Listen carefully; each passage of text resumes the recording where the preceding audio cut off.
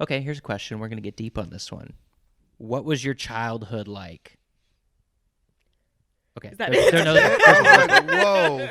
Do you think your experiences in childhood have influenced your present creative endeavors?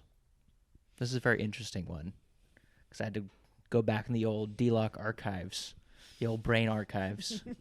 I'd like to see what that file request looks like. It's just, Is this all a setup? yeah, really. How did you? Yeah, you managed to get me here. You want to go first, Mark? Yeah, who wants to dive into that one? Thinking, I mean, The childhood soup of life. if I look back and I think about boyhood, right, when I was small, and it was Superman and Batman and Spider-Man and Star Wars, and that's kind of what it is now. I mean, I don't know what to say. Has anything truly changed? Nothing. I mean, I still don't have a working real lightsaber. What the, but Get on it, Disney. maybe it's up to me,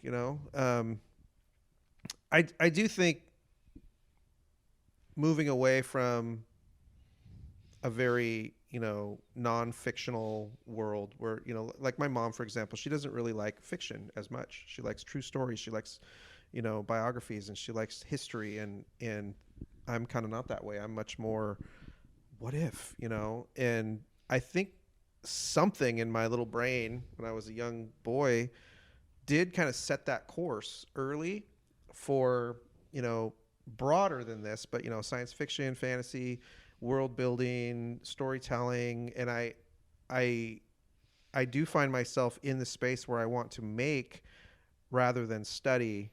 I think study's a part of making, but I'd instead of, studying history and getting geeky about that, I'd rather make a new history for something else. History. Now, again, I'm gonna say that the more study you do, the more competent you become at creating, right? So it takes both, but I enjoy the creating part a lot more, and I think that did come from boyhood.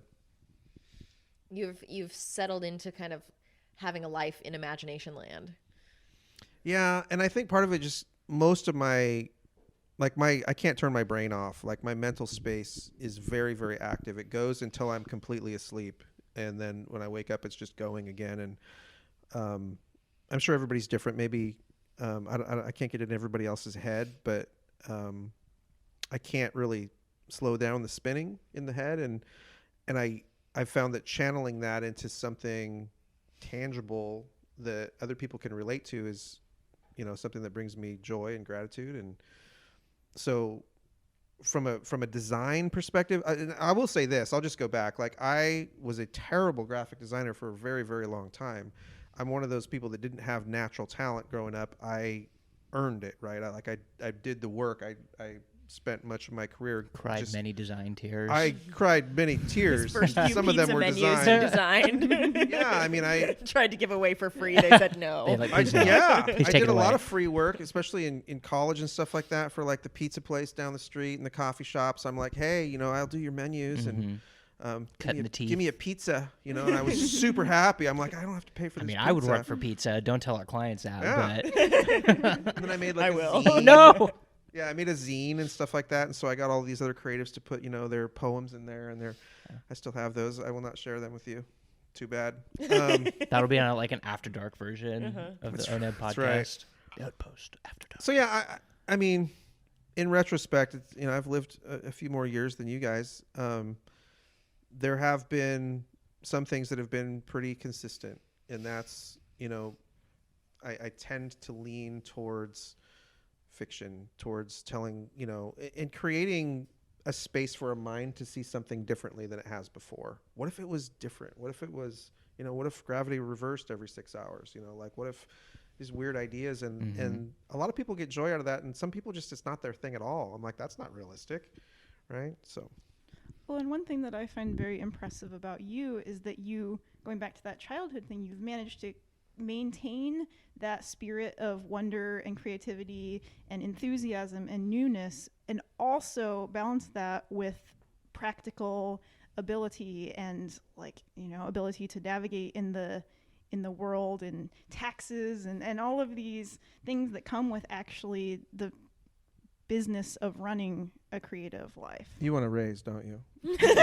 So I think that's what this is. No, thank you.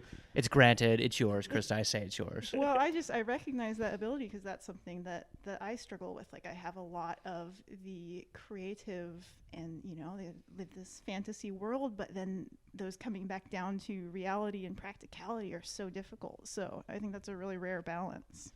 The older you get, the more things you've seen, right? So some of this just comes with being alive, right? I don't want to take credit for all of that. It's just you go through things and you have more experience and it gives you more depth perception. But I look at the group of people that we have here, all of us, and we make each other better too, right? So it's not about one person. It's about it's like a chorus, right? Like everybody has a voice, but together is where it really reverberates. You know, that's kind of what I was going to lean into as well. You know, I would say my childhood very strongly mimics my adult life too, my career. My mom would always say I never played with toys. She would just walk in and find me reciting movie and TV dialogue into the mirror. And like, am I doing anything different movies? Right now? Like, no, I'm like looking at my phone, doing Instagram stories, doing Facebook Lives, doing like, how is that a single bit different? What movie did you quote the most? It was mostly commercials. Like Gotcha. I would memorize commercials and then I'd like say them into the mirror to myself when I'm alone. And Did you ever do Vanna? no, she doesn't say anything. Vanna White? She just Are you goes. serious? Like, and the only way that I've been able to actually take those skills and turn them into a career is through like a team mentality, right? As long as I tried to do things on my own, I couldn't really infuse these skills and passions that I have. But as soon as I started to build a team of people and I started to outsource things like taxes, like HR to people who are actually, that's what they're good at.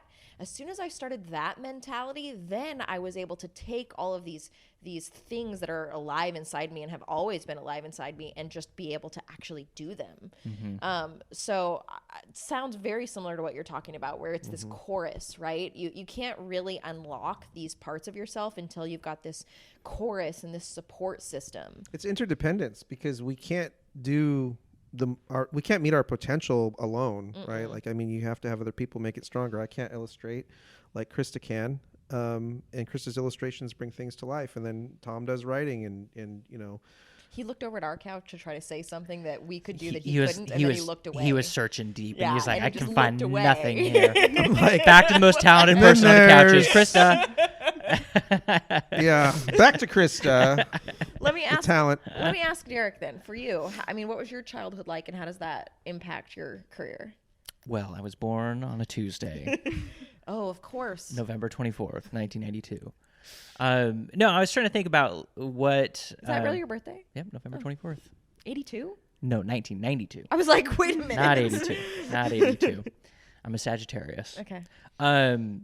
So I was thinking about like what influences kind of impact what I do today. And so for many, many years, about 12 years, I took piano lessons. So I'm a pretty proficient piano player.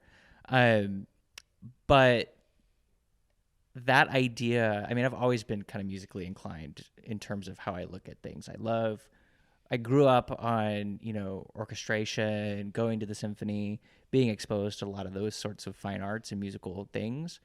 But even what I find today is like when I'm looking at a design, I almost look at the design in terms of like musical terms. Does it has rhythm? You know, does it have rhythm? Like the layout especially. Like does this have a rhythm that feels right? Or when I'm reviewing a video for editing, like it has to have a certain rhythm and a chorus. Videos especially, you know, you have to have a chorus, you have to have The the story bridge, arc. yeah, Mhm. you have to have all these like very similar elements in all the design that I do. So I think music has been the biggest influence, and being exposed to that at a young age, and then also practicing it as well. Because I was thinking about this on the way. I think I was going on a road trip somewhere, but I was realizing that it really doesn't matter what the song is. I rarely listen to the lyrics. I rarely listen to the lyrics. I listen to the way the backing track is composed. You know, how does this stuff come together? How do these different elements interplay off of each other? And that's something that really like kind of struck me as like the way I look at how things are composed and structured in life, and in my own life is very musical in its own way. So Interesting. I think that's the biggest influence on my creative life from childhood. Love it. I also really like trains. So I was I thinking was going to say that for you. I'm like, what about trains? so it's interesting you bring up trains because trains have like a very storied history with, especially through the Streamliner age, about like graphic design. And you look at old posters and that sort of stuff, and they just had this beauty to them that was so focused, like the attention to detail on some of these steam locomotives from the early 19th century. Yeah, and also like, okay, going back to like rhythm. Thank you, Mark. Yes, with the sound effects, it is perfect. It's exactly. Look, I can make train sounds. But yeah, actually, you bring up a very good point. So I'm just going to go off a tangent here, just because it's trains, and I'm going to. In Portland, we have the distinct honor of having one of the last remaining daylight locomotives from the Southern Pacific Daylight, ran California, down along the coast, and it's a beautiful locomotive. I mean, yes, I'm a train guy. Because I was going to say, you can see how deep he's going into There's the a lot of trains people there. that are like, okay, it's a train, Derek, calm down. But it's beautiful. It really is. But like the detail on that, like the way they, like the streamlining on it, the way they've placed the panels, the color scheme, the way that they've done the script on the daylight.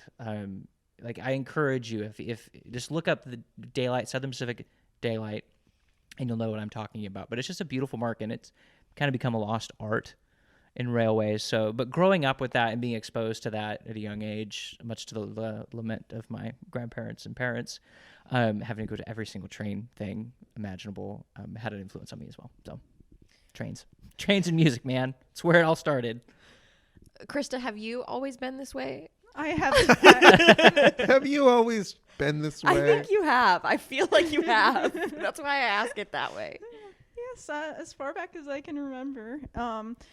So when I was very little, my dad was in the Air Force and we lived in Germany. And so we were always, all my first memories are of travel and of just like exploring a new place every week. And so I think that's something that really impacted me, of seeing all these different places, all these different environments, and that kind of set my normal. And I have this just deep love of exploring, of seeing brand new things that I think definitely feeds my work.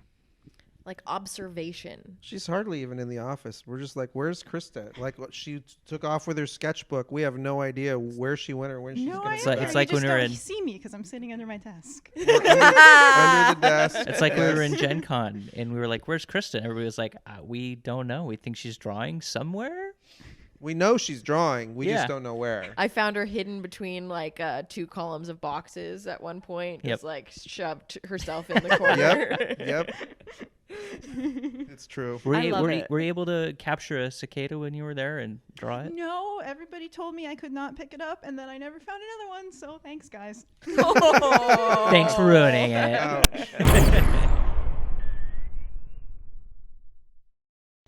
Go back to your cage. I'm doing fine.